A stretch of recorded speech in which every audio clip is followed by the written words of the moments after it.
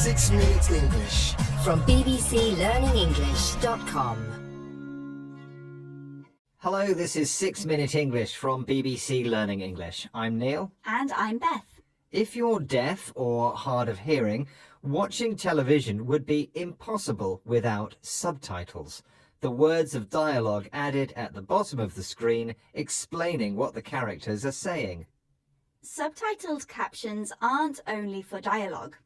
In the most dramatic, action-packed scenes of a movie, there might be no one speaking, but there are plenty of sounds. A scream, a thrilling car chase, and all these sounds need to be described as well. In this programme, we'll be meeting Carly Witkowska, a subtitler who works on the Stranger Things show, to find out more. And of course, we'll be learning some useful new vocabulary as well. But first, I have a question for you, Neil. Movie subtitles are written ahead of time, but subtitling for live TV has to be done in the moment, as the person is speaking. This can lead to mistakes, sometimes very funny ones, including a subtitle which appeared in an interview for the BBC 6 o'clock news in 2019.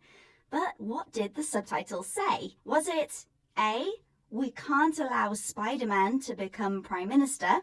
B, we can't allow Superman to become Prime Minister?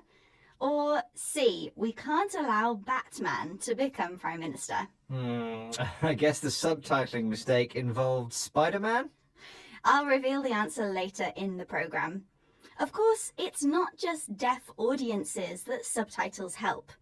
The translated subtitles of foreign films are great for learning languages, letting you read a word and hear how it's pronounced at the same time. And because subtitles describe everything from monster squelches to bombs exploding, it's a great way to learn new adjectives.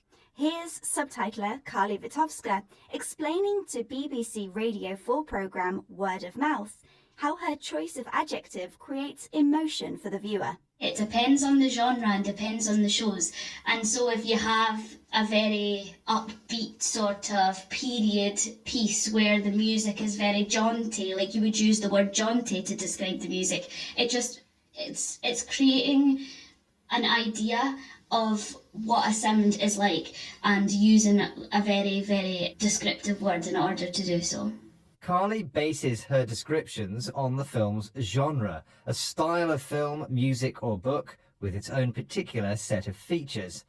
The sound effects needed for a thriller like Stranger Things, creaking stairs and sudden screams, are very different from the sounds used in historical period dramas, which are more upbeat, light-hearted and cheerful. This influences the adjective Carly chooses to describe a sound. For example, upbeat music might be described as jaunty, full of energy and confidence. Subtitles started out as an accessibility feature for deaf audiences and to translate foreign language films into English. But since the growth of online streaming services like Netflix, subtitling has become something of an art. Carly belongs to a team of subtitlers who try to make their descriptions as close as possible to the sounds they hear. Here, she tells BBC Radio 4's Word of Mouth about a time her team found exactly the right word. I loved gobsmacked silence because you were able to tell that people were like almost on the verge of a gasp or on the verge of like a shock, and that was the atmosphere, but there wasn't actually a sound. So when my colleague came up with that one, I definitely wanted to give him a virtual high five. In this scene, the surprised characters were about to gasp, take in a short, quick breath of air. There was no speech or sound in the scene, but Carly's team found the perfect adjective to describe the silence, gobsmacked, which is slang for being so surprised you can't speak. This was definitely one description that deserved a high five, lifting up your hand to clap hands with someone else as a greeting or to say well done. In fact, the phrase gobsmacked silence was so good it went viral and started being used in all kinds of situations.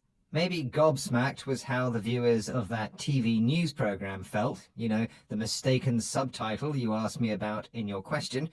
I guess the incorrect subtitle was "We can't allow Spider-Man to become Prime Minister." Which was the wrong answer, I'm afraid. In fact, the interviewee said, "We can't allow that man to become Prime Minister," speaking about Boris Johnson, but the misheard subtitle appeared as Batman. Okay, let's recap the vocabulary we've learnt from this programme on subtitles, starting with genre, a style of film, music or book with its own particular set of characteristics. Something which is upbeat is cheerful, hopeful and light-hearted. The adjective jaunty means full of energy and confidence. If you gasp, you take in a short, quick breath of air in surprise or in pain. You can use the slang expression gobsmacked when someone is so surprised they can't speak. And finally, if you give someone a high five, you hold up your hand above your head, clapping hands with somebody else as a greeting or to say well done. Once again, our 6 minutes are up. Goodbye for now. Bye. 6 Minutes English. From bbclearningenglish.com.